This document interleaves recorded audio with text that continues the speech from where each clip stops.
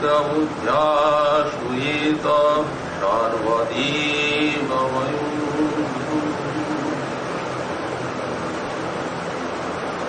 আজকে শ্রী শ্রী গুরু পূর্ণিমা তিথি।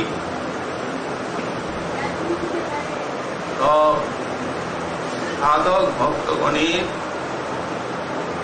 শ্রী গুরু পূজার দিন।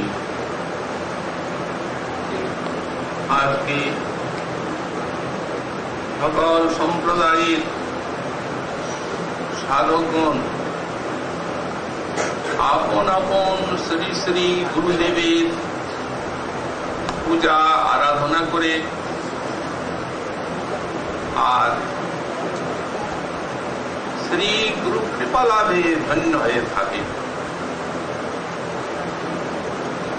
পূজা আরাধনার মধ্যে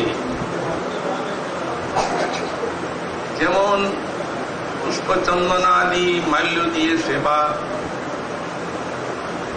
নৈবেদ্যাদি সমর্পণ, তেমনি শ্রী শ্রী গুরুদেবের মহিমা শ্রবণ কীর্তন একটি বিশেষ গুরু সেবা। এই যে গুরু সেবা, এই গুরু সেবা সাধক ভক্তগণের একটা নিত্য নিয়ম। আমরা শ্রী গুরুদেবের শ্লোক স্তোত্র নিত্য পাঠ করি, গুরুদেবের পাদ্য আসমনীয় ইত্যাদি প্রসাদী পুষ্প তুলসী মাল্য দিয়ে সেবা, এ আমাদের নিত্য নিয়ম। তো যদি নিত্যই শ্রী গুরু পূজার নিয়ম থাকে, তবে আজ আবার বিশেষ তিথি, এই গুরু পূর্ণিমার দিন। আমাদের মনে এইরূপ প্রশ্ন জাগা স্বাভাবিক। তার উত্তরে মহাজনগণ বলেন যে নিত্য সেবা হলেও এক একটা বিশেষ বিশেষ তিথিতে তত্ত্ববস্তুর এক একটা বিশেষ বিশেষ করুণা লাভ করা যায়। তো সুতরাং আজকার এই তিথিটি, এই যে আমাদের শ্রী গুরু তত্ত্ব, এটি সাধক ভক্তগণের প্রতি এতখানি প্রসন্ন হয়ে থাকে যে আজকার সেবার ফলে সাধক একটি বিশেষ গুরু কৃপা লাভ করে ধন্য হয়ে থাকে। শ্রীমৎ জীব গোস্বাই পাদ তিনি তার শ্রী ভক্তি সন্দর্ভ গ্রন্থে এই যে গুরু কৃপা, এই গুরু কৃপার বিশেষ মাহাত্ম্য বা শক্তি বর্ণনা করেছেন। উনি লিখছেন, স্ব নানা প্রতিকার দুস্তর্য অনর্থ হানু ভগবৎ পরম প্রসাদ সিদ্ধ চ শ্রী গুরু কৃপাহি মূলম। এই প্রসঙ্গে শ্রী গোস্বাই পাদ লিখছেন, এই যে গুরু কৃপা, উনি বলছেন সাধক ভক্তগণ ভক্তির সাধনা করছে। এই ভক্তি জ্ঞান যোগাদি সাধনার মতো নয়। ভক্তি সাধনা প্রগতিশীল। যদি ভক্ত সাধকের চিত্তে কোনরূপ অপরাধ আদি অনর্থ বা কালুষ্য না থাকে, তাহলে এই ভক্তি সাধনা দূরে থাক, ভক্তির আভাসেও জীব ধন্য হতে পারে। তার দৃষ্টান্ত আমাদের শ্রীমদ্ ভাগবতে শ্রী অজামিল নামের আভাসে ভাগবত পাদ পদ্ম লাভ করলেন অজামিল।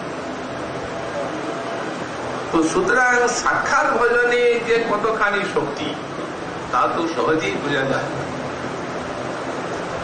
ভক্তি এতখানি শক্তিশালী সাধনা, কিন্তু মাঝিস ব্যক্তির এইরূপ প্রগতিশীল এবং শক্তিশালী ভক্তি সাধনাকে অবলম্বন করেও যে কোনো উন্নতি দেখা যাচ্ছে না। এর কারণটা হচ্ছে ইহ জন্মের বা পূর্ব জন্মের সাধকের অপরাধ আদি অনর্থ। এছাড়া এই শক্তিশালী ভক্তি সাধনাকে বাধা দেবে এমন কারণ কোনো নাই। যদি কেউ মনে করেন যে এই জীবনে যে কোন অপরাধ করেছি তা তো মনে হয় না, তাহলে বুঝতে হবে পূর্ব জীবনের অপরাধের অস্তিত্ব আছে।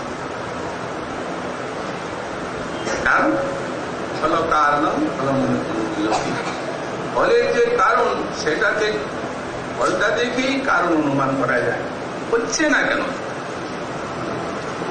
গোসাইপাদ লিখছেন ওতে অনর্থই হচ্ছে একমাত্র বাধা। তো এই যে সাধকের অনর্থগুলি স্ব নানা প্রতিকার ও দুস্তৈর্য অনর্থ হানু, তার মানে প্রত্যেকটা অনর্থ নাশের এক একটা উপায় শাস্ত্র মহাজন বর্ণনা করে দিয়েছে। মনে করুন যেন যে সাধু নিন্দা একটা নামাপরাধ, এই নামাপরাধ নাশের উপায় বলছেন আমাদের শাস্ত্র যে সাধুর চরণে অপরাধ তিনি যদি ক্ষমা করেন তাহলে ওটা থাকবে না। এইরূপ প্রত্যেকটি অপরাধের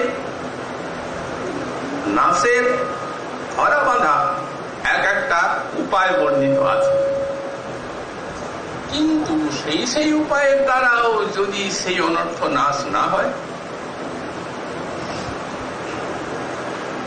এইরূপ দুস্তৈর্য অনর্থ যেগুলো, সেই দুস্তৈর্য অনর্থ নাশ বিষয়ে এবং সপ্রেম ভগবত প্রাপ্তি বিষয়ে শ্রী গুরু কৃপাহি মূলম, শ্রী গুরুদেবের কৃপাটি হচ্ছে মূল। এই যে গোসাইপাদ শ্রী গুরু কৃপাহি মূলম, এই মূলম শব্দটি প্রয়োগ করেছে, এর তাৎপর্য বুঝতে হবে। মনে করুন যে উপায়ের দ্বারা যে অনর্থ আমাদের নাশ হবে সাধক জীবনে, সেই উপায়গুলি করে চলেছে। কিন্তু সেই উপায়গুলি অবলম্বন করলেও যদি মূলে গুরু কৃপা না থাকে, সেই উপায়ের দ্বারা ভক্তি মহারানী প্রসন্ন হবেন না। এই জন্যই মূলম পক্ষান্তরে একমাত্র গুরু কৃপার দ্বারা সমস্ত অনর্থ নাশ হতে পারে, যদি অন্য উপায় আপনি অবলম্বন নাও করেন। এটা কারো সকল কল্পিত সিদ্ধান্ত নয়, এটা ভাগবতের। শ্রীমদ্ ভাগবতে সপ্তম স্কন্ধে মহারাজ যুধিষ্ঠিরের নিকটে উপদেশ দিচ্ছেন শ্রী দেবর্ষি নারদ। এই প্রসঙ্গটাই উপদেশ দিচ্ছে এই অনর্থ নাশ। উনি বলছেন, হে মহারাজ, যদি কাম বা কামনাকে নাশ করতে হয় তো সংকল্পকে বর্জন করতে হবে।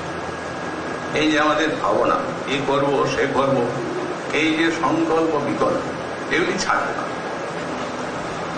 যদি কামকে নাশ করতে হয়, যদি ক্রোধকে নাশ করতে হয়, তাহলে কাম ছাড়তে হবে। কাম মানে কামনা, কারণ এই কামনা প্রতিহত হয়ে আর ক্রোধ হয়।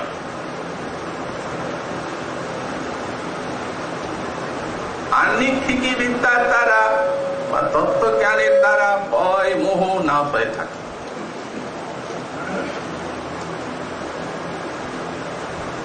অর্থে অনর্থ বুদ্ধির দ্বারা লোভ জয় করা যায়।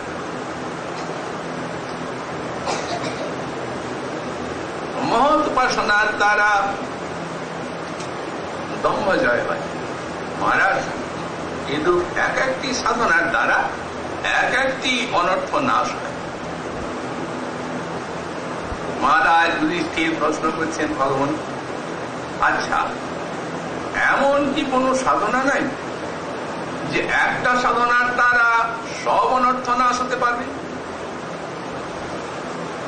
দেবর্ষি বলছেন, মহারাজ একটা আছে।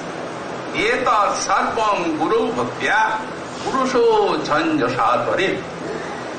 যদি শ্রী গুরু চরণে ভক্তি থাকে সাধকের, তো এত সর্বম, এই যতগুলি অনর্থের কথা বললাম এগুলি অনায়াসে সাধক অতিক্রম করে থাকে।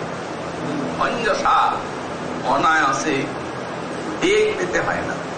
অন্য উপায়ে বেগ পেতে হয়, কষ্টকর উপায়। কিন্তু গুরু কৃপা এমন এক জিনিস যে অনায়াসে সেই দুর্জয় অনর্থগুলি নাশ হয়ে যায়। কিন্তু এইরূপ গুরু কৃপা যদি আমাদের লাভ করতে পারে, তাহলে গুরুতত্ত্বের অনুশীলন করে এবং গুরুতত্ত্বটির যে গুরুত্ব তা উপলব্ধি করেই করতে হয়। এই জন্যই ঠাকুর মশাই বললেন, শ্রী গুরু চরণ পদ্ম কেবলই ভগবতী সদ। গুরুচরণ পদ্ম যেন ভক্তির ঘর। সদ্ম মানে গৃহ। গৃহে গেলেই যেন বস্তু লাভ করা যায়, তেমনি ভক্তির গৃহ গুরুচরণকে যদি প্রসন্ন করা যায়, ভক্তি লাভ করা যায়। কিন্তু বন্ধুই সাবধান বলে, এখানে একটা সাবধান শব্দ প্রয়োগ করছে। কেন? দেখুন, তত্ত্ববস্তু এই গুরু তত্ত্ব। কেমন তত্ত্ব? গুরু, গুরুত্বপূর্ণ তত্ত্ব সেটা।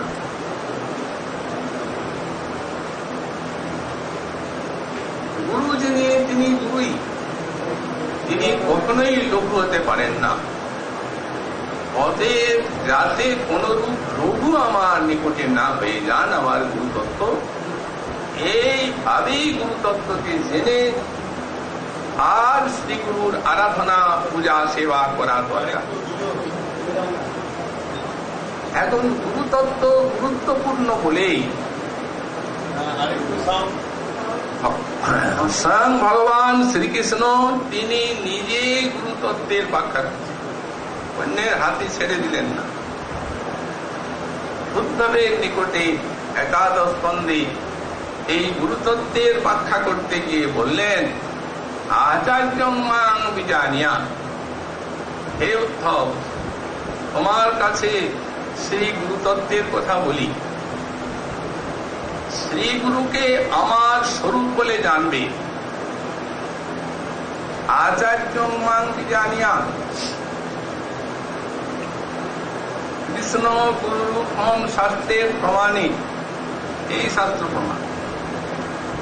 শাস্ত্র শিরোমণি শ্রীমদ ভাগবত বলেন, আর ভগবান শ্রীমুখে বলছেন আচার্য মাং জানিয়া, আচার্যকে আমারই স্বরূপ বলে জানবে। তারপর বলছেন নাবমন্যে তকর হিচিত, এই গুরুতত্ত্বকে কখনোই অবমাননা করবে না। তো যদি কারো মনে হয় যে ভগবান যখন বলছেন নিজের শ্রীমুখে যে শ্রী গুরু আমার স্বরূপ, তখন আমরা শ্রী গুরুকে অপমান করব কেন? তার উত্তরে মহাজন বলেন, কারণ আছে। কারণ শ্রী গুরুতে মনুষ্য ধর্ম দেখা যায়। অতএব মনুষ্য ধর্ম দেখা যায় বলে যদি আমরা এই ভগবানের স্বরূপ শ্রী গুরু তত্ত্বের সাধারণ মনুষ্য জ্ঞান করি, তাহলে অবমাননা হয়ে যাবে। এই জন্যই পরে বললেন, ন মর্ত বুদ্ধা শ্বেত, কখনোই এই মর্ত বুদ্ধিতে মানে মানুষ বুদ্ধিতে তার প্রতি অসূয়া করবে না। সম্প্রদায় সদ্গুরু তাতে যদি কোনরূপ বিক্রিয়াও দেখা যায়, মনুষ্য বুদ্ধি করতে হবে না। গুরুর বিক্রিয়া যদি দেখো কখনো, তথাপি অবজ্ঞা নাহি কর পদাল। এইখানেই শেষ নয়, গুরুতত্ত্ব আরো গুরু। যেহেতু ভগবান বললেন আমার স্বরূপ বলে জানবে, কিন্তু মহাজনগণ বলছেন আরো আছে।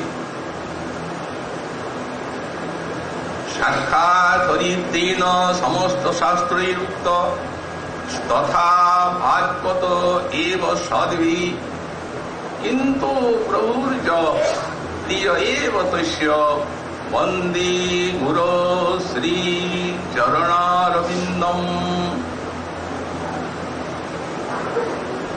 গুরুদেবাষ্টকে বলছেন, সাক্ষাৎ হরিতেন সমস্ত শাস্ত্রের উক্ত। শ্রী গুরুদেবকে সাক্ষাৎ হরি তত্ত্বত, তত্ত্বত গুরুতত্ত্বটিকে সাক্ষাৎ হরি বলে সব শাস্ত্র বলছে। এই তো শ্রীমদ্ ভাগবতের বাণী আমরা পেয়েছি। এবং তথা ভাগবত সদ্ভি, যারা মহাজন তারাও শ্রী গুরুতত্ত্বকে ভগবানের স্বরূপ বলে ভাবনা করেন। তাহলে শাস্ত্রবাণী আর মহাজন বাণী এই দুইটি তো প্রমাণ বলবান, আর তো এর থেকে কিছু নেই। শাস্ত্রবাণী তো বলছেন সাক্ষাৎ হরি। সাক্ষাৎ হরি মানে তিনি কৃষ্ণ ভক্ত স্বরূপত, তার গুরু স্বরূপ কৃষ্ণই। তিনি রাম ভক্ত, তিনি স্বরূপত তার গুরু স্বরূপ শ্রীরামই। এই সাক্ষাৎ পরে বলছেন, কিন্তু প্রভুর প্রিয় তস্য, কিন্তু আবার তিনি প্রভুর অতি প্রিয় ভক্ত। তাহলে শ্রীগুরু ভগবানের স্বরূপ যেমন তার ভক্তটি, তেমনি তার সঙ্গে মিলিত আছে ভগবানের এই ভক্তের স্বরূপ। তাহলে দুটি বস্তুর সমন্বয়ে শ্রী শ্রী গুরু তত্ত্ব। একটি হচ্ছেন ভগবৎ স্বরূপ, আর একটি হচ্ছেন ভগবৎ ভক্ত স্বরূপ, মিলিত বস্তু। এই কিন্তু শব্দটি ব্যবচ্ছেদার্থ হয়, আবার সমুচ্চয়ার্থ হয়। যদি কিন্তু শব্দকে ব্যবচ্ছেদার্থে ধরা যায়, তাহলে কিন্তু ওই সাধু শাস্ত্রের যে বাণী সেটি আর থাকলো না। অতএব সাধু শাস্ত্রের বাণীকে যদি সুরক্ষা করতে হয়, তাহলে কিন্তু শব্দটিকে সমুচ্চয়ার্থে নিতে হবে। তিনি যেমন একদিকে গুরুতত্ত্ব ভগবানের স্বরূপ, তেমনি আবার তিনি ভগবানের পরম প্রিয় ভক্ত। এই দুইটি সম্মিলনী তত্ত্ব শ্রী গুরুদেব। সুতরাং ভগবানের ভক্ত তিনি ঠিকই, কারণ আমরা দেখতে পাচ্ছি তিনি ভক্তের মতো ভজন সাধন করছেন, সাক্ষাৎ নাম করছেন, উপাসনা করছেন, সব কিছু। কিন্তু এই যে কৃষ্ণ তত্ত্ব স্বরূপটি এখানে বলা আছে মূলে, যদি আমাদের মনে হয় যে অন্যান্য ভক্ত যেমন উনিও ভজন করছেন, আবার আমার গুরুদেবও তেমনি ভজন করছেন, অতএব আমার গুরুদেব অন্যান্য একজন ভক্তেরই মতো, তাহলে কিন্তু বিপদ আছে। ওই জায়গায় সমন্বয়টাকে রাখতে হবে ওই স্থানে। দুটি তত্ত্বের সম্মিলনী এইগুলো গুরুতত্ত্ব। সুতরাং সেবা যখন করতে হবে আমাদের শ্রী গুরু তত্ত্বের, তখন শ্রেষ্ঠ ভক্তের মতো সেবা করতে হবে, কৃষ্ণের মতো সেবা করতে হবে না। তত্ত্ব তো স্বরূপটা ঠিক সেইখানে, কিন্তু সেবা যখন হবে তখন শ্রেষ্ঠ ভক্তের মতো সেবা। যদি আপনি শ্রী গুরু চরণে আমানিয়া ফুল তুলসী দেন, কৃষ্ণকে যেমন দিচ্ছেন, যখন শাস্ত্র বলছেন যে তিনি কৃষ্ণের স্বরূপ, তখন তাতে কি দোষ আছে? কারণ সেবা সময়ে ভক্তে ঠিক আছে, সেবা সময়ে পরম প্রিয় ভক্তির মতো সেবা।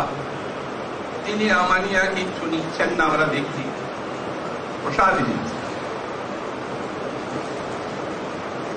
প্রসাদী ফুল তুলসী চন্দনাদি মালা, তেমনি কৃষ্ণের প্রসাদী নৈবেদ্যাদি দ্বারা এই শ্রী গুরুতত্ত্বের সেবা। এই সেবাটি এত শক্তিশালী যে আমাদের শ্রীজীব গোস্বামীপাদ আর লিখেছেন, শরণাগত্যৈব সর্বং সিদ্ধতি তত্রাপি বৈশিষ্ট্য লিপ্সু সপ্তশ্চেদ শ্রী ভগবত মন্ত্রোপদিষ্টিনাম ভগবত তত্ত্বোপদিষ্টিনাম শ্রী গুরুচরণানাম বিশেষত সেবাম এব পূজ্যাৎ। এই শ্রী গুরু সেবা বলছেন, গুরুদেব দীক্ষা দিয়েছেন, শিক্ষা দিয়েছেন কিসে? কৃষ্ণ ভজনে, মহাপ্রভুর ভজনে, মঞ্জুরি ভয়ের উপাসনা, সব শিক্ষা গুরুদেবের কাছ থেকে আমরা পেয়েছি। তো এই সমস্ত ভজনগুলি যদি গুরুদেবের আজ্ঞায় আমরা যথাযথ পালন করি, তাহলে গুরুদেব প্রসন্ন হবে, এবং সেটি হচ্ছে তার যথাযথ সেবা। সেবা মানে সুখদান বা আনন্দ দান। গুরুদেব তো বলেন নাই যে তুমি আমার সেবা করো, তা তো বলেননি। উনি কৃষ্ণের সেবা করতে বলছেন,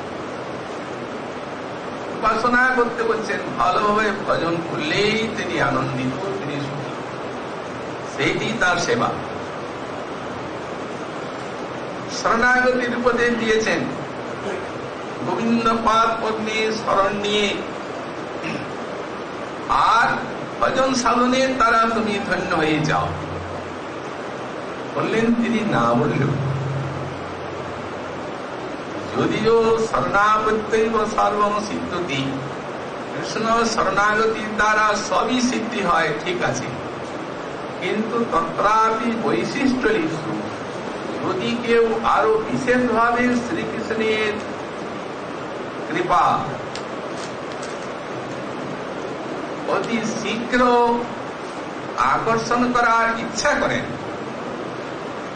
এবং যদি তার শক্তি থাকে, তাহলে ভগবানের তত্ত্ব উপদেশ করেছেন যে শ্রী গুরু, শিক্ষা গুরুদেব, এবং ভগবানের মন্ত্র উপদেষ্টি গুরু যে দীক্ষাগুরু, এই শিক্ষাগুরু এবং দীক্ষাগুরু বিশেষত সেবা আমি পূজ্যাৎ, বিশেষভাবে সেবা করিবে। তো যখন বিশেষ সেবার কথা বলছেন ভক্তি সন্দর্ভে গোস্বামীপাদ, তখন একটা সাধারণ সেবাও আছে, যেখানে সাধারণ নাই সেখানে বিশেষ হবে কি করে? তাহলে দুটি জিনিস পাওয়া যাচ্ছে, একটি সাধারণ গুরু সেবা আর একটি বিশেষ গুরু সেবা। তো সাধারণ গুরু সেবা কি? যেমন আমরা নিত্য নিয়মিত ভগবানের সেবা আরাধনা করছি, পুজো করছি, গুরুদেবের চরণে আজ্ঞা আদেশ নিয়ে ভগবানের সেবা, ভগবত প্রসাদী সব গুরুতত্ত্বকে নিবেদন করছি, নিত্য গুরুদেবের অষ্ট স্তোত্র পাঠ করছি, ভোগ লাগাচ্ছি, এই সাধারণ সেবা। এইরূপ সেবাদেরও নিরপরাধ সাধক ভগবানের চরণে প্রেম লাভ করে ধন্য হয়ে থাকে। কিন্তু আর একটা সেবা, সেটি হচ্ছে বিশেষ সেবা। এই বিশেষ সেবাটি কি? আর সেইখানে জীবস্থায়ীপাদ লিখছেন, যদি আরো বিশেষ ফল লাভের আকাঙ্ক্ষা সাধকের থাকে, আর যদি তিনি সেই রূপ বিশেষ গুরু সেবায় যদি শক্তিমান এরূপ কথা আছে, তাহলে বিশেষ গুরু সেবা এটা আবার কি? বুঝতে হবে যে এটি নিশ্চয়ই কঠিন। যদি কঠিন না থাকতো তাহলে সপ্তস্থির শব্দ প্রয়োগের কোন অর্থ হয় না। এবং শ্রীজীব গোস্বামীপাদ যে সিদ্ধান্তটি করলেন, এর কোন শাস্ত্রের প্রমাণ আছে তাও আমাদের জানতে হবে। কারণ গোস্বামীপাদ কোন শাস্ত্রবাদী ব্যতীত কোন কথা বলেননি। আছে এরকম শাস্ত্র প্রমাণ, পদ্মপুরাণে দেবহূতি দেবীর স্তুতি আছে। একটি শ্লোকে তিনি বলছেন, ভক্তির যথা হরৌ মেষ্টি তদ বরিষ্ঠা গুরু যদি মমাস্তি তেন সত্যেন সন্দর্শাতু মে হরি।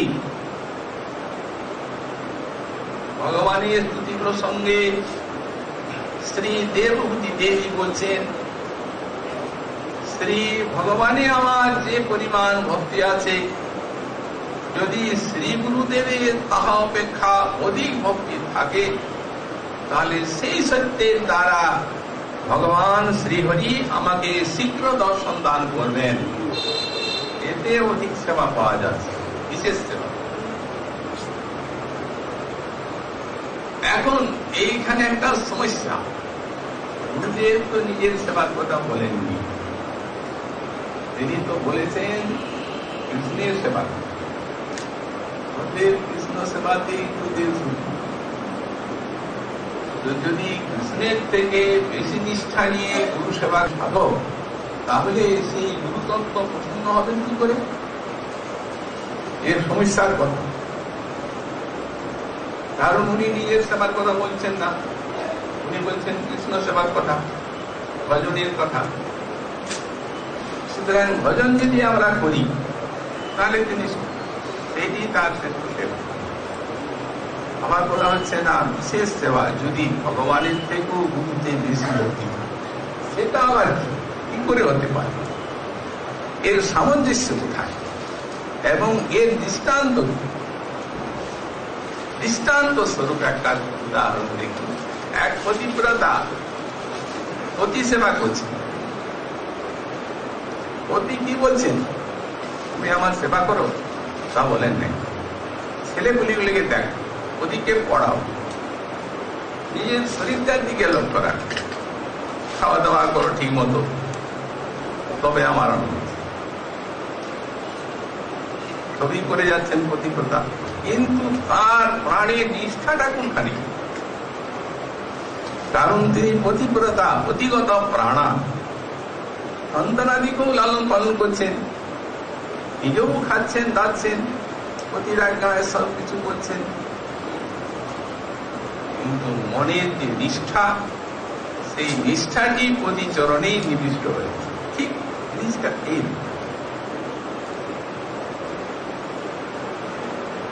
সাধন ভজন সবই করে যাচ্ছেন, কিন্তু বিশেষ একটা নিষ্ঠা শ্রী গুরুপাদ পদ্মের দিকে যায়। কোন কোন সাধকের এইরূপ হয় এবং দুর্জয় অনর্থগুলি পায়ের তলায় নিতে আসে। একটা সত্য ঘটনার কথা উল্লেখ করি। পুরাকালে সরোবরে এক মহাবৃদ্ধ মহাত্মা থাকতেন। তিনি চলাফেরা করতে পারতেন না, জাগ্রত অবস্থায় থাকতেন। এক পরম নিষ্ঠাবান সাধক তার সেবা করতেন সবসময়, ওই গুরু সেবা নিয়ে থাকতেন। তারপরে হয়েছে কি, তিনি তো নির্জন জায়গা, সেখানে তো ওই শৌচে যাওয়া হয় মনের দিকে শৌচে যান, তখন দেখেন তার পেছনে পেছনে একটা ছায়া মূর্তি যেন ঘুরছে। কয়েকদিন দেখার পরে তিনি প্রশ্ন করছেন, কে তুমি, কি চাও? তখন সেই ছায়ামূর্তি বলছে, আমি হচ্ছি কুষ্ঠব্যাধি, আপনার দেহে আমার ভোগ আছে। ভগবানের ভক্ত যারা, তারা করতে চান, ভগবানের কাছে যদি প্রার্থনা করা হয় যে আমার রূপ শোকাদি নাশ করো প্রভু, তাহলে ভক্তি উঠা থাকেন না। আমার কর্মফল আমি ভোগ করে যাব। মহাজন বললেন, ইচ্ছা যদি করেন প্রারব্ধ নাশ হয়, কিন্তু সেই ইচ্ছার উদয় হয় না, শুদ্ধ ভক্তির হানি আছে। এই জন্য উনি বলছেন যে তুমি যদি আমার দেহে ভোগ থাকে এসে যাও। তখন সেই ছায়ামূর্তি উত্তর দিচ্ছে যে আপনার দেহে প্রবেশ করতে পারছি, দেহ আপনার এতদূর পবিত্র যে আমি এই জন্যই এই অপবিত্র জায়গায় অনুসন্ধান করছি, কোন ফাঁকে যদি আপনার দেহে প্রবেশ করতে পারি, কিন্তু এখানেও পাচ্ছি। আপনি যদি দয়া করে আমাকে ভোগ করার সুযোগ দেন, তাহলেই সম্ভব, তা না হলে সম্ভব না। তো উনি বলছেন, কতদিন? বলছেন 12 বছর আপনার দেহ ভোগ আছে। 12 বছর আমি গুরুদেবের সেবা করি, অতএব একদিন আমি না থাকলে গুরুদেব সে কিভাবে তিনি বাঁচবেন আর কিভাবে তার সেবা করবে, কেউ সেবক নেই। আর 12 বছর, আচ্ছা 6 বছর দিন, 6 বছর 6 মাস একদিন দিতে পারবো না, সেবাটা কে করবে? কমাতে কমাতে কমাতে কমাতে কিছু তো দিন। বললেন, দেখো আমি গুরুদেবকে রাত 10টা 10:30টায় স্মরণ দেব, তারপর তুমি আস। ও 3টায় ছেড়ে দিত, ওই সময়টা আচ্ছা তাই। তারপর সে তো ঠিক, কিন্তু যখন আপনি স্মরণে যাবেন তখন কিন্তু লোকসংখ্যায় দিয়ে জল নেবেন না, তবে আমি যেতে পারবো। আমরা আপনার শরীরে ঢোকার আমার শক্তি নেই, সামর্থ্য নেই, তা না হলে পেছনে পেছনে বুঝবেন। উনিও ভোগ দেবেন, এসব গুরুদেবকে স্মরণ দিলেন, বিছানায় স্মরণে যাবেন, অনুসংখ্যা দিয়ে জল নিলেন না, এসে গেল। রাত 3টা পর্যন্ত ভোগ হল সোনার মধ্যে। এগুলি সব প্রত্যক্ষ ঘটনা, প্রচলিত আছে এই সমস্ত কথা না। এই প্রত্যক্ষ গুরু সেবার শক্তি, এগুলি হচ্ছে এই বিশেষ গুরু সেবা। এই জন্যে বললেন, সপ্তশ্রেণ ও শ্রী ভগবত মন্ত্রোপদেষ্টিনাং শ্রী গুরু চরণানাম, ভগবত তত্ত্বোপদেষ্টিনাং শ্রী গুরু চরণানাম বিশেষত সেবাম এব কুর্যাৎ। সাধক বিশেষভাবে এই দীক্ষাগুরু এবং শিক্ষাগুরুর সেবা করিবেন। একটি সাধারণ সেবা, একটি বিশেষ সেবার বিষয়ে এখানে জানা গেল। অতএব তৎপ্রসাদ ইন্দম। ঠাকুর মহাশয় বললেন, শ্রী গুরু চরণে গতি, এই সে উত্তমা গতি। যে প্রসাদে পুরে সর্প আশা, শ্রী গুরু চরণে রতি, এই সে উত্তমা গতি। শ্রী গুরু পার কর্মে রতি, এটি হচ্ছে উত্তমা গতি। উত্তমা গতিটি আমাদের কি? আমাদের উত্তমাগতি হচ্ছে মঞ্জরি স্বরূপে সেই ব্রজের নিকুঞ্জের শ্রী শ্রী রাধা মাধবীর সেবা। এই তো উত্তমাগতি। গুরুদেব তো তাই দিয়েছেন। কিন্তু মহাজন বলছেন সেই যে আপনার উত্তমা গতি, এটি শ্রী গুরুর চরণের রতি আর সেই উত্তমা গতি, এই দুটাই কোনো ভেদ নাই, এক। শ্রী গুরুর চরণে যদি রতি থাকে তবে তার সঙ্গে সেই যে উত্তমা গতি, অর্থাৎ ব্রজনী কুঞ্জের শ্রী শ্রী রাধা মাধবের মঞ্জরি স্বরূপে সেবা লাভ, এটি আপনা আপনি এসে আপনার হৃদয়ে প্রবেশ করবে। সেই সৌভাগ্য আপনি আপনা আপনি লাভ করবেন। এই জন্য বললেন যে প্রসাদে পুরে সর্ব আশা, যে প্রসাদের দ্বারা সকল আশা পূর্ণ। এখন আমরা এখনই বললাম প্রিয় ভক্তের মতো শ্রী গুরুদেবের সেবা, কিন্তু অনুরাগময় সেবা, গুরুগত প্রাণ করতে হবে। যেমন মনে করুন ভগবানকে বলা হচ্ছে সাক্ষাৎ, গুরুদেবকে বলা হচ্ছে সাক্ষাৎ ভগবান, কৃষ্ণ গুরু রূপং সত্যের প্রমাণিক। তাহলে যদি শ্রী গুরু তত্ত্বের দেহে মনে করুন কোন পীড়া উপস্থিত হয়েছে, তখন যদি সাধক মনে করেন তিনি তো ভগবান, তার আবার কি পীড়া, তার আবার একার কি সেবা, কিন্তু তাহলে এই সেবা, গুরু সেবার অতিশয় ব্যতিক্রম ঘটবে, তখন ভক্তের মতো সেবা। এই জন্যই আমাদের গোস্বামী পাদ লিখেছেন, রঘুনাথ দাস গোস্বামী পাদ, গুরু বরম মুকুন্দ প্রেষ্টত্বে স্মর অজম পরম অজস্রম ননু মন।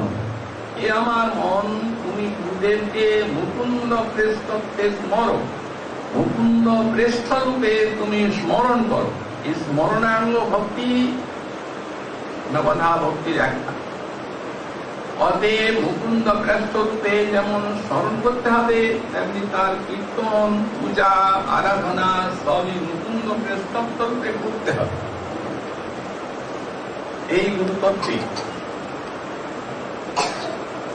এটি হচ্ছে শাস্ত্র এবং মহাজনের আদেশ।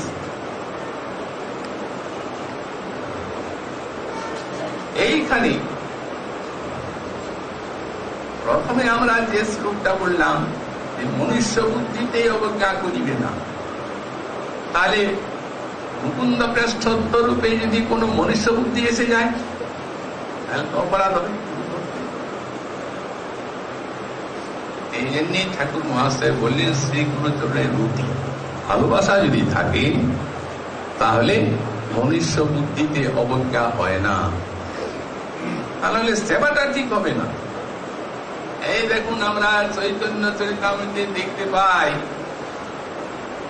যে দময়ন্তী দেবী মহাপ্রভুর জন্য সুক্তা পাঠিয়ে দিতেন। সেখানে কবিরাজ গোস্বামী পাদ লিখছেন, মনুষ্য বুদ্ধি দময়ন্তী করেন প্রভুর পায়। মহাপ্রভু রাধা কৃষ্ণ মিলিত বিগ্রহ, সচ্চিদানন্দ গণ, তাহলে মনুষ্য বুদ্ধি কি করে করছেন দময়ন্তী দেবী? এই যে মর্ত বুদ্ধিটা, এটি করছেন অনুরাগে, ভালোবাসা। মনুষ্য বুদ্ধি দময়ন্তী করেন প্রভু পায়, লোক গুরু ভজনে কহু পেটে আম হইয়াছা। ভক্তের ইচ্ছায় তো প্রভু ভজন, গুরু ভজন হয়, গুরু ভজন হলেই পেটে আম। মহাপ্রভুর পেটে আম হইতে পারে, সচ্চিদানন্দ বিগ্রহ, কিন্তু উনি সেই বুদ্ধিটা করছেন। শুক্তা খাইলে সেই আম হইবে না, এত জানি মহাপ্রভুর হৃদয়ে উল্লাস। ওই যেমনি মহাপ্রভুকে মনুষ্য বুদ্ধি করছেন অনুরাগে, ভালোবাসায়, সেটাতে মহাপ্রভু আনন্দ, কত আনন্দ। কবিরাজ গোস্বামী পাদ লিখেছেন, শুক্তায় যে তৃপ্তি প্রভুর নহে পঞ্চামৃতে। ওই যে ভালোবাসা মাখানো শুক্তাটা, সেই শুক্তাকে যখন তিনি সেবন করছেন, পঞ্চামৃতে আস্বাদন নাই। ওই অনুরাগময় সেবা, প্রত্যেকটি দ্রব্যই এইরূপ অভিষ্টের বা শ্রী শ্রী গুরুতত্ত্বের সুখকর বা আনন্দকর হয়ে থাকে। এইভাবেই শ্রী শ্রী গুরু সেবার দ্বারা সাদর অনায়াসে শ্রী ভগবৎ পাদ পদ্মে অভীষ্ট সেবা লাভ করে ধন্যবাদ কৃতার্থ হয়ে থাকে। আজকে আবার আমাদের সর্বস্বামীপাদের মূল আচার্য শ্রী শ্রী সনাতন গোস্বামীপাদের তিরোধান দিবস। অতএব আমরা শ্রীপাদ সনাতন গোস্বামী চরণের চরিতামৃত কিছু আস্বাদন করব। শ্রীপাদ কবি কর্ণপুর তিনি চৈতন্য চন্দ্রোদয়ের নাটকে একটা শ্লোকে লিখছেন, গৌরেন্দ্রৈশ্য সভা বিভূষণমণি স্তক্তাজরিদ্ধাং শ্রিয়ম রূপস্যাগ্রজ এষ এব বৈরাগ্যরুণিং বৈরাগ্যলক্ষ্মীং দধে অন্তর্ভক্তিরসেন পূর্ণ সরসো বাহ্যেব ভূতাকৃতি শৈবালয় বিহিত মহাসরৈব প্রীতি প্রদস্তদ্বিদাম।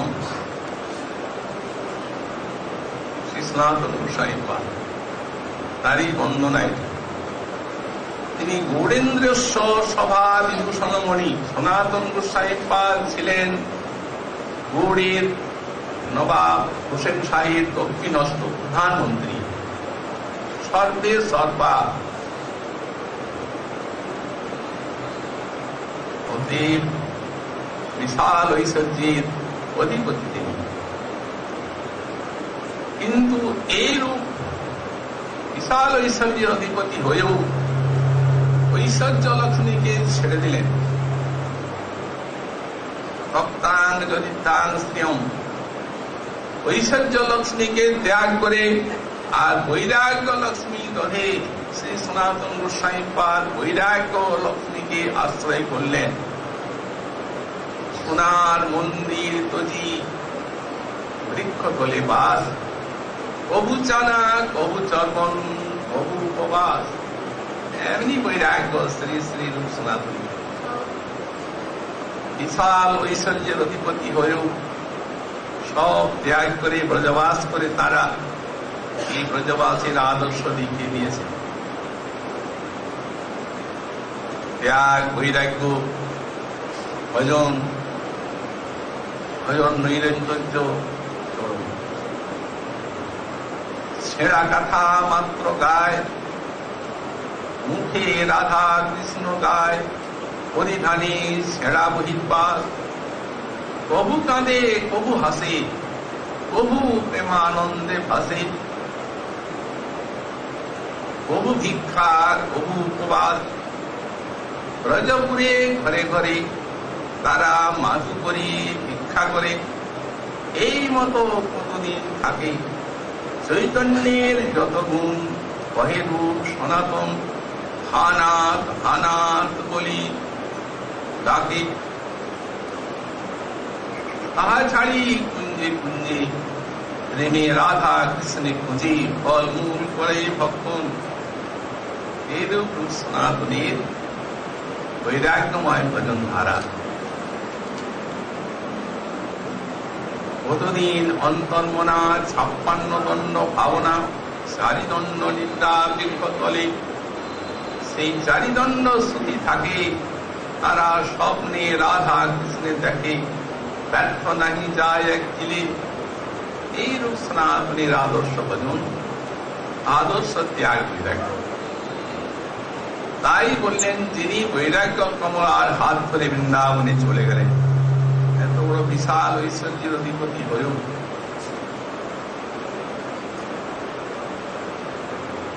যেমন বাহিরে তিনি অবস্থাকৃতি, যেমন শৈবালে আবৃত আছে কোন বিশাল নির্মল সরোবর, শৈবালে থাকা দেখা যাচ্ছে না নির্মল জল, কিন্তু একটু সরালেই সেই নির্মল জল দেখা যাবে, পাওয়া যাবে। তেমনি বাইরে অবধূতাকৃতি আর ভিতরে সেই নির্মল ভক্তি রসির বিশাল গাছ সরল প্রীতি প্রদত্তবিদাম, যারা জানেন সেই তাদের প্রীতি প্রদান করে থাকেন এই বাহ্যে অবধূতাকৃতি আর ভিতরে ভক্তি রস। যখন শ্রীমন মহাপ্রভু নিকটে শ্রী কাশীধামে দর্শন হলো সনাতনের, তখন চন্দ্রশেখরও বুঝতে পারেন, মানে বাদশাহের থেকে সেই পালিয়ে যাচ্ছেন, তো বাদশাহের চাকরির থেকে কিছুতেই ছাড়বে না।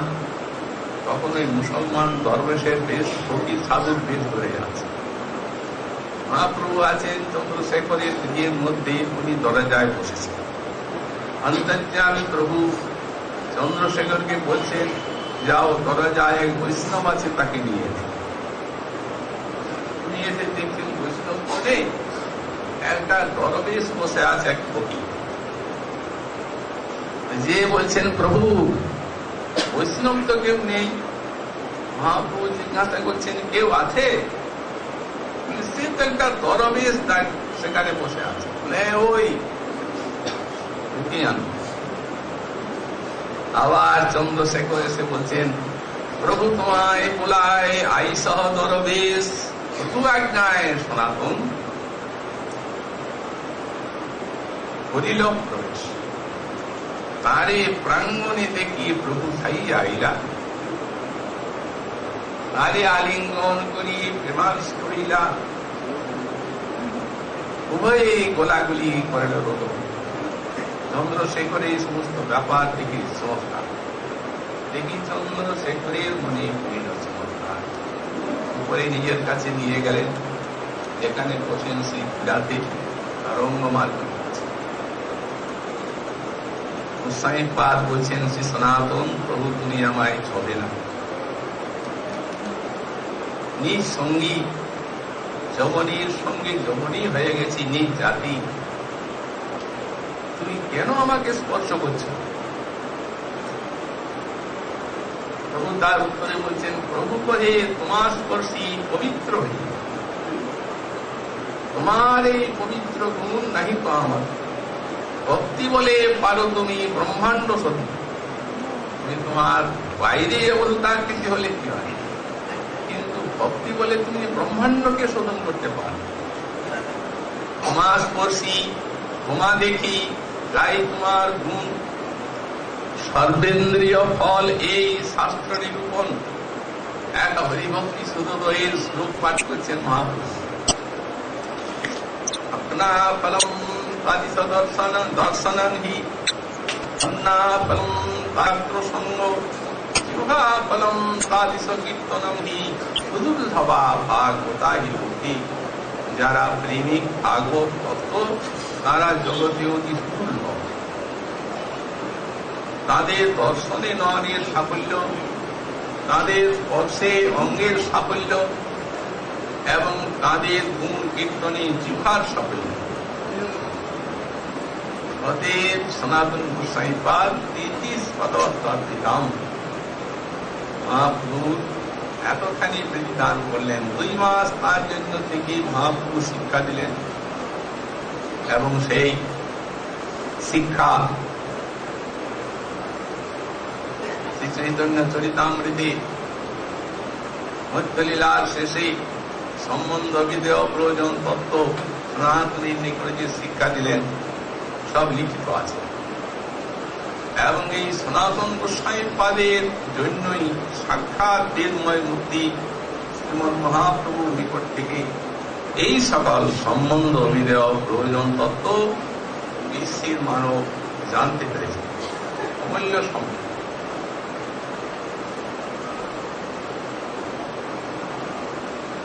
তারপর বৃন্দাবনে তো গেলেন, মহাপ্রভু লীলাচলে ফিরলেন। সনাতন গোস্বামীপাদ সেই ঝাড়িখণ্ডপতি মহাপ্রভু এসেছেন সেই স্থানগুলি দর্শন করে করে, আর প্রভুর চরণ দর্শন করবেন গেলেন। ঝাড়িখণ্ডপতির জলে তার দেহে পুষ্পাচড়া হয়ে গেল, সচ্চিদানন্দময় দেব। পুষ্পাঞ্চলা হয়ে গেল, পুষ করছে। যে অতি গোপনে হরিদাসীর কুটিরে যে আর অবস্থান করছেন, মহাপ্রভু তো রোজই হরিদাসীর কুটিরে যান, হরিদাসীর সঙ্গে গেছেন। হরিদাস ঠাকুর বলছেন, প্রভু ওই শোনা। মহাপ্রভুকে দেখে সনাতনে দেখি প্রভু হইল চমৎকার। ছুটে গেলেন, পালিয়ে যাচ্ছেন উনি, জোর করে আলিঙ্গন করলেন। অঙ্গের যে সেই পুষ্পাচড়ার কুঁজ মহাপ্রভুর অঙ্গে লিখে গেল। শ্রী সনাতন গোস্বামী পাদের মুখের শেষ নাই। মনে মনে চিন্তা করলেন, প্রভুর চরণ দেখে ধন্য হওয়ার জন্য আসলাম, বিপরীত হয়ে গেল। জীর্ণ দেহ পুষ্পাচড়া হয়ে গেল, পুজো করছে। আর প্রভু কিছু বিচার না করে বুকে জড়িয়ে পড়ছে। আরে পুঁজ তার অঙ্গে থাকছে। এই ঘৃণ্য দেহকে আর রাখবে। সামনে রথযাত্রা, মহাপ্রভু নৃত্য করবেন, জগন্নাথ সামনে। অতএব সেই তখন ওই রথচক্রে এই দেহটিকে ত্যাগ করবে। সংকল্প করে আছেন। অন্তর্যামী মহাপ্রভু হঠাৎ একদিন হরিদাসের কুটিরে বলছেন, সনাতন দেহত্যাগে কৃষ্ণ না পাই,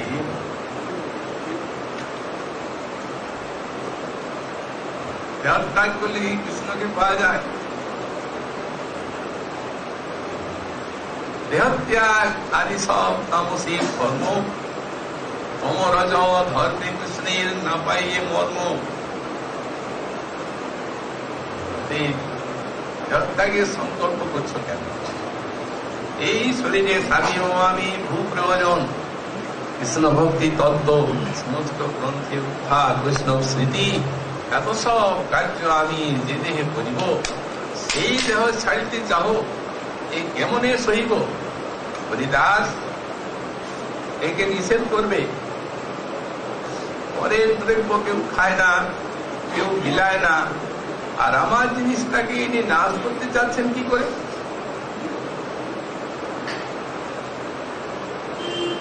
হরিদাস কহেন, মিথ্যা অভিমান করি তোমার গম্ভ হৃদয় বুঝিতে না পারি। একাদিশ তুমি হারি করিয়াছ অঙ্গীকার, নিজের মুখে বলছো তুমি এই দেহটা আমার, সনাতনের দেহ,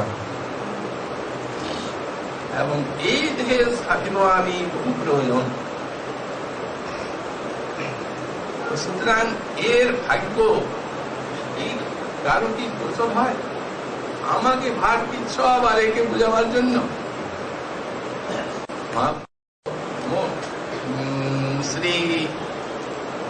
শ্রীমৎ প্রভুপাদ সর্পা ভাগবতামৃতে ব্যক্তি কিতাস্তি গুঢ়াপি ভক্তি সিদ্ধান্ত মাধুরী। এই শ্রী বৃহৎ ভাগবতামৃতে আমার প্রভু শ্রী সনাতন গোস্বামী পাদ ব্রজের ভক্তি এ অতি গূঢ়, কিন্তু সবকে ব্যক্ত করেছে, খুলে বলেছে। সনাতন কৈলা গ্রন্থ ভাগবতামৃতে কৃষ্ণ কৃষ্ণ ভক্তি তত্ত্ব জানি না। এই লোক প্রথম টিপ্পণে লিখলেন সনাতন।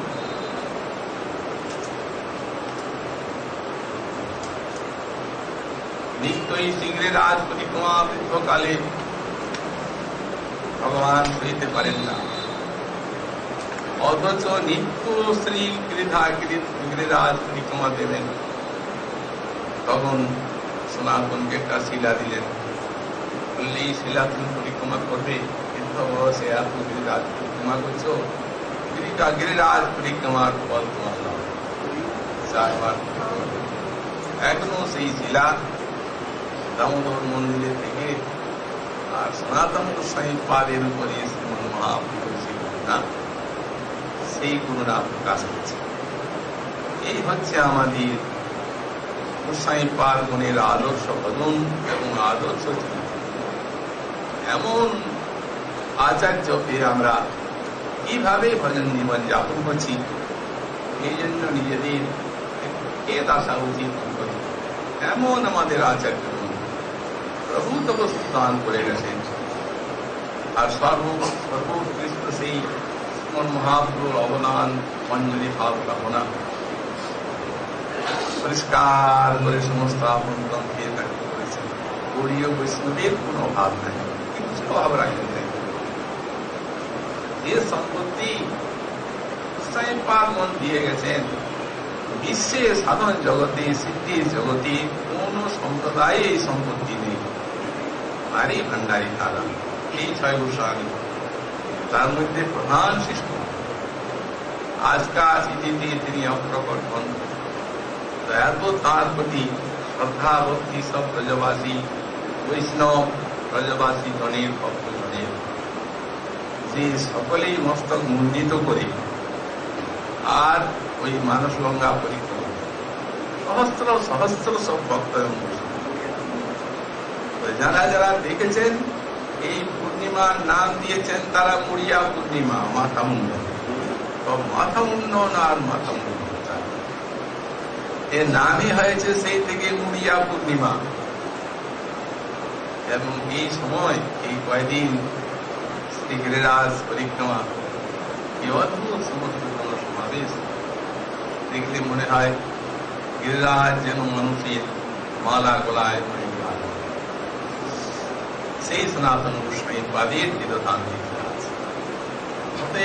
এই শ্রী শ্রী গুরুতত্ত্ব এবং শ্রী সনাতন গোস্বামী পাদে শ্রীতামৃত এক বিন্দু আমরা সাধন করলাম। আজকে শ্রী গুরু পূর্ণিমার দিনে শ্রী গুরুদেবের যেমন বিশেষ করুণা, তেমনি শ্রীমৎ সনাতন গোস্বামী পাদের বিধান দিতে শ্রী সনাতন গোস্বামী পাদেরও বিশেষ করুণা জীব জগতের উপরে বর্ষিত। আমরা এই প্রার্থনা করি গুরুচরণী এবং জগৎগুরু শ্রী শ্রী সনাতন গোস্বামী পাদ চরণী, যাতে আমরা নির্বিঘ্নে আপন আপন ভজন ধারা নির্বাহ করে আর তাদের কৃপালাভ করে ধন্য হতে পারি। এই প্রার্থনা জানিয়ে আজ আমরা শ্রী ভাগবতী কথায়